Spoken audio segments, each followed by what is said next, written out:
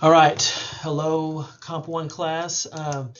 Sorry for the delayed module. I think we got things straightened out with grading and posting the grades and seeing the feedback. And I know that there was a little bit of a hiccup there, so we should be in good shape now. So if you look under Module 3, you'll see the assignment sheet, and this is similar to, but with just some slight changes than what you did for Module 2. So you're going to be reading a text and then responding to it. The text you're going to be reading is Trifles by Susan Glaspell. It's a one-act play. It's about 13 pages, 13 of these pages.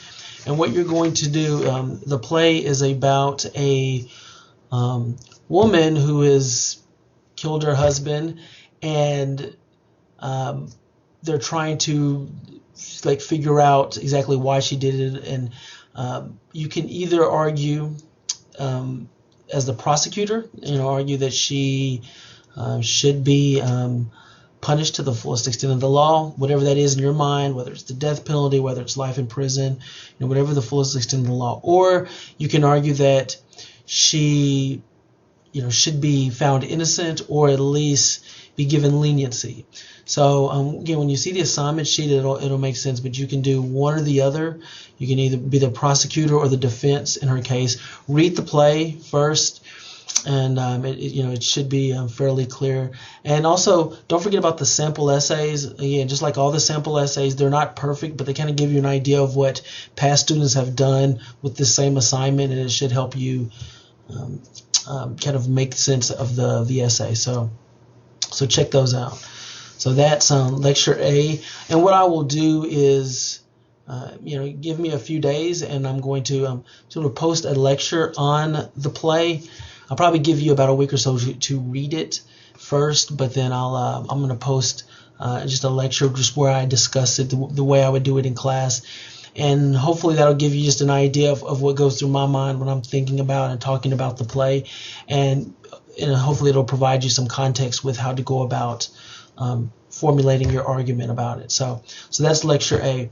Lecture B is an in-class exercise that I do for a lot of my composition class, an in-class exercise that I do for a lot of my composition courses. It is a passive verb exercise. Again, this is on D2L, but it is an actual paragraph from a student essay, and what I've done is I've highlighted all the being verbs except for two. And what you do is you rewrite the sentences that have the being verbs in them, the highlighted being verbs in them, and you rewrite them with the being verbs eliminated. And it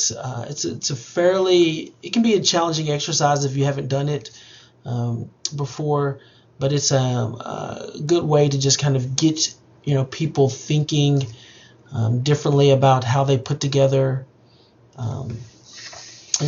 sentences. What I always tell students is it's the best writing advice I've ever gotten, where trying to eliminate as many being verbs from my writing as possible. There's nothing wrong with being verbs, but being verbs are the first verbs you learn when you're learning a new language. Like, for example, I took French in high school and in undergrad and in grad school, and whenever we learned it or reviewed it, we'd always started with être, the French version of to be. So we would go je suis, tu es, il a, nous sommes, all the way down.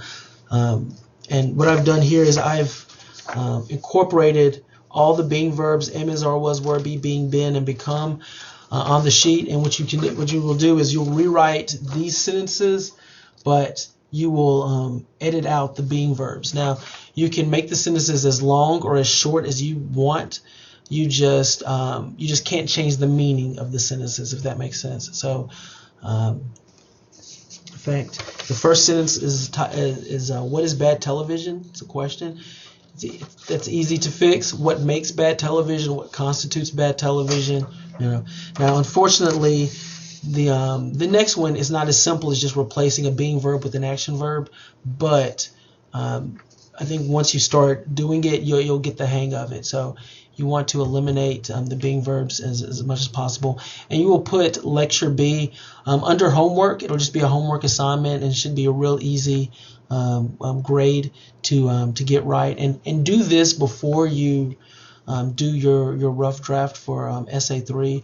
I think it'll be a helpful exercise, and you can apply the things that you do in you do in lecture B to lecture A. So anyway, I got the module for SA3 set up so you can kind of get moving on that. It's got the learning outcomes and everything, and what we'll do is from there kind of get things moving. So all right, I hope to hear from you soon, and again, get your SA2s back to you soon. All right, thanks.